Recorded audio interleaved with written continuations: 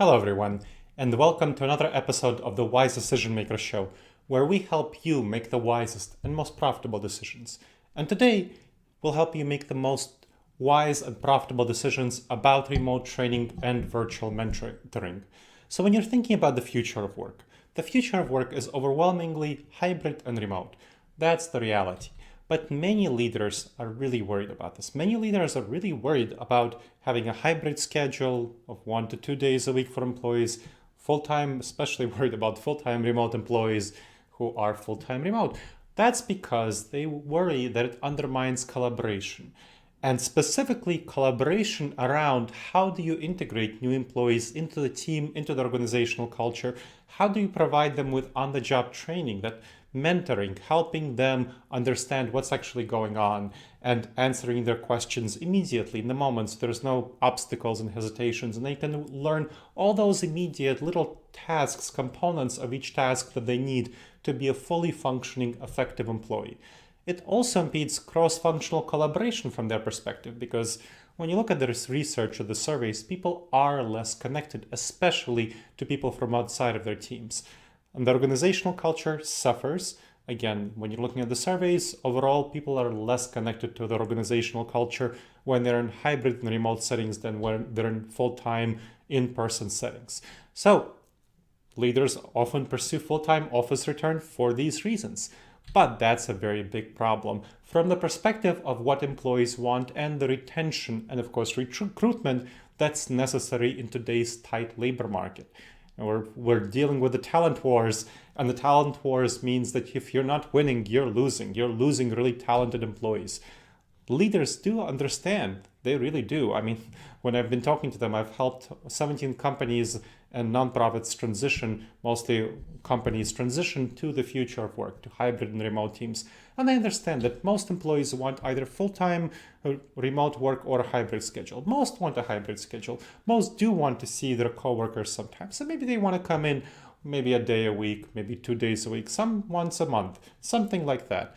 But some want a fully remote schedule. So when you look at the surveys, broadly speaking, a quarter to a third want full-time remote. Something like maybe over a half to 2/3 want hybrid schedule. And really smallish numbers, under a quarter, want full-time in person.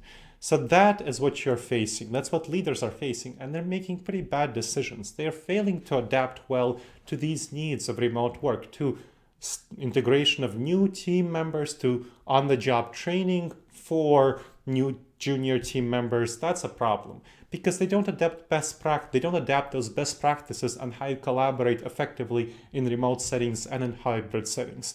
So that causes a lot of these challenges in integration, on-the-job learning, collaboration, organizational culture. You're facing a lot of challenges with these leaders who are not adapting strategically to the hybrid and remote future of work. And they're not doing so because of cognitive biases, these dangerous judgment errors that stem from how our minds are wired. And they lead us to making poor decisions, strategic decisions, financial decisions, human resources decisions.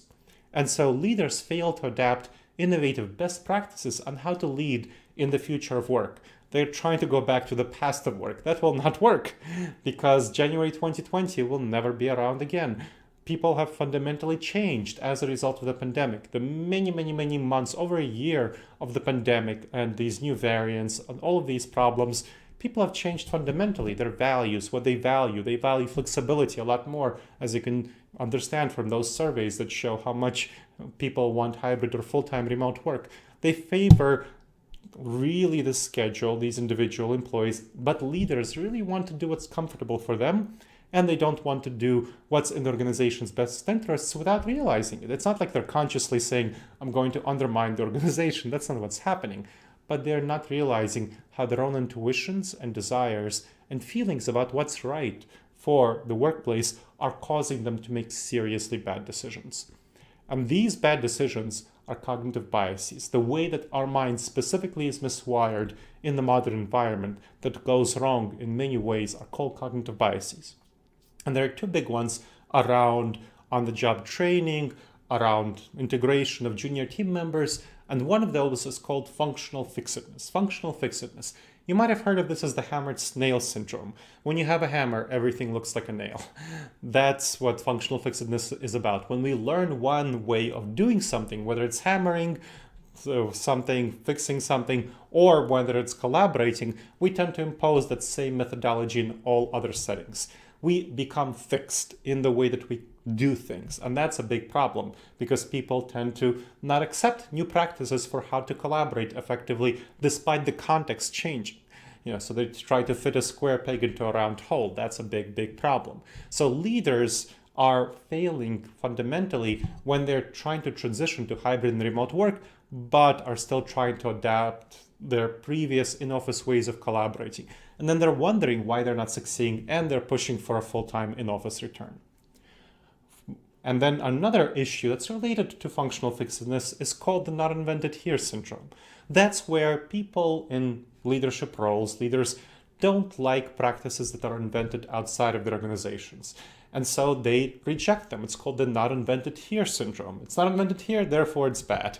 So even if these practices might work better for their contexts, they tend to not become adapted. So that's a big problem. Now, when you think about what are the actual best practices for the future of work, you want to focus on a hybrid model. Hybrid model of work where most people come in 1 to 2 days, a substantial minority is full-time remote. That's what helps optimize collaboration and your retention. And of course, if you play your cards right and adopt best practices, integration of junior team members and on-the-job learning for them. Now, a specific best practice for doing so is called digital co-working.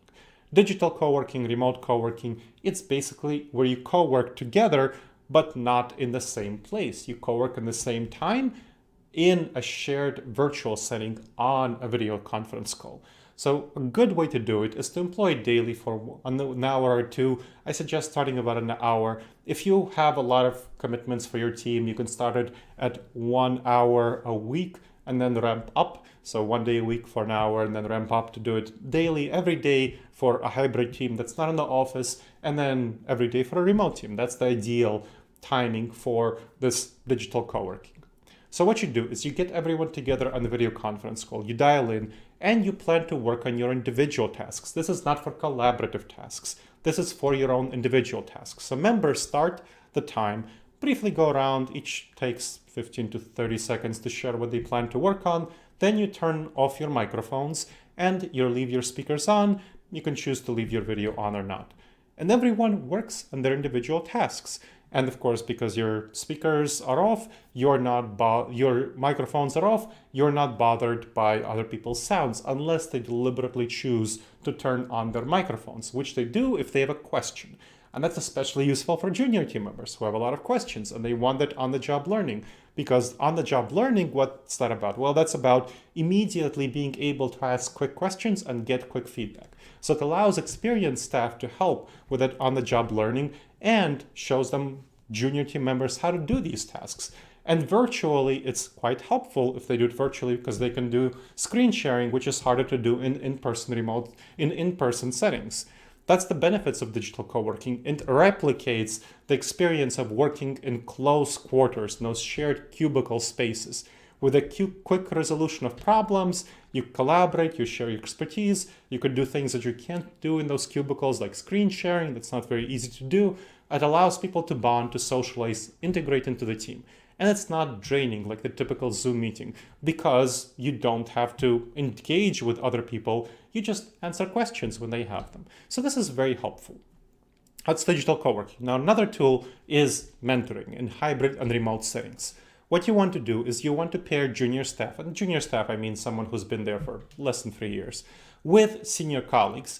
Ideally not senior colleagues who are in direct supervisory role, but senior colleagues, so senior colleagues in the same team who are not supervisors, and then senior colleagues in other teams who are not supervisors. So a senior staff member from the junior team members team, and then 2 members from outside the team. One from the same business unit and another from a different business unit. And you get different benefits from each one. So the member of the same team helps provide insights into team culture and helps with on-the-job learning of those daily tasks. That's very helpful. From outside the team, you help address how those junior team members integrate into the broader team culture of the organization, the broader organizational culture itself. and then make connections outside of their team, because one of the things that we do find is that a big problem for hybrid and remote teams is a loss of connections across the organization. People just don't spend as much time with each other and making those unexpected connections when they go into the same building. This helps address that, because the people from outside the team, a critical goal of their mentoring is specifically helping these junior team members get connected to people from outside of their teams. So that really facilitates cross-functional collaboration, which is so necessary for contemporary organizations to succeed. So that is the goal. You want to assign regular co-working sessions between the mentor and the mentees. That's a really good activity, as well as just once a month meeting between the mentor and the mentees to talk about growth, professional growth, what they can help them with. And again, regular digital co-working. So intended, again, that's called time to work on their individual tasks, but of course, the mentee can ask the mentor for questions. And it addresses those challenges of loss of team collaboration, those connections within the team, and especially inter-team connections, collaborations between the team. So that is how you can address the challenges with integrating junior team members and providing that on-the-job learning that was lost in so many contexts throughout the pandemic by leaders who didn't adopt best practices. And here are some best practices for you to adopt: that digital co-working and that hybrid and remote mentoring. All right, everyone, I hope this episode has been helpful to you. Please make sure to subscribe to the Wise Decision Maker Show wherever you checked out the show. If you checked it out in podcast form on Amazon or app or iTunes, if you checked it out on YouTube and video cast form, we have both, so check that out in the show notes. The show notes also have much more information about digital co-working and remote mentoring, so make sure to check that out. And if you have any questions about any of these topics, or just have feedback or comments, email me at gleb@disasteravoidanceexperts.com. That's Gleb, Gleb, @disasteravoidanceexperts.com. All right, everyone, I look forward to seeing you on the next episode of the Wise Decision Maker Show. And in the meantime, the wisest and most profitable decisions to you, my friends.